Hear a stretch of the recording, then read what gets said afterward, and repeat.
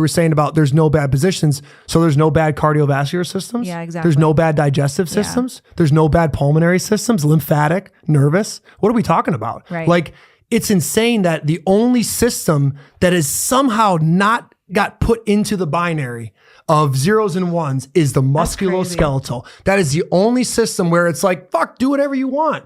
You can't do whatever you want with your cardiovascular system. It works a very specific way, and they now know what that is, and they call it the ideal, and they call it healthy blood pressure.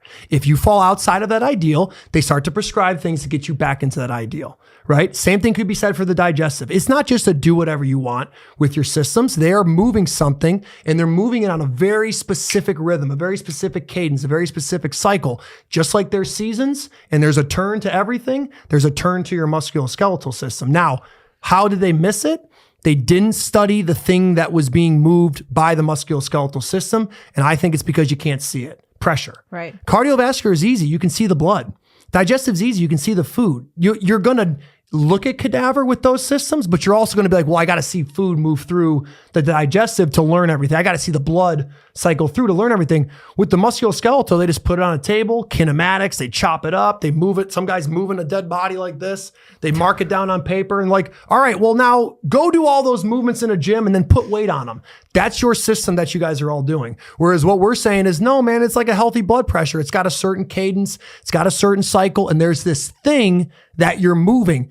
You can't really touch it or see it in that sense, but you can feel it, and you can only see it frame by frame. So frame by frame allows me to see how that each compartment reacts to the pressure. So when the foot touches down in a run, I get to see how the foot compartment reacts, but I can only see it frame by frame. In real time, I can't see it. It's way too fast. Boom, boom, it's off the ground.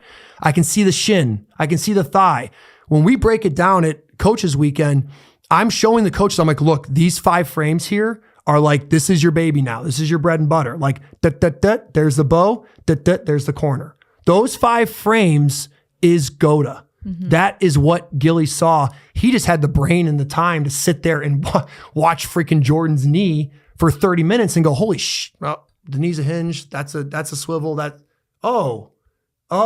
not up and down piston. It's like the Hurricanes.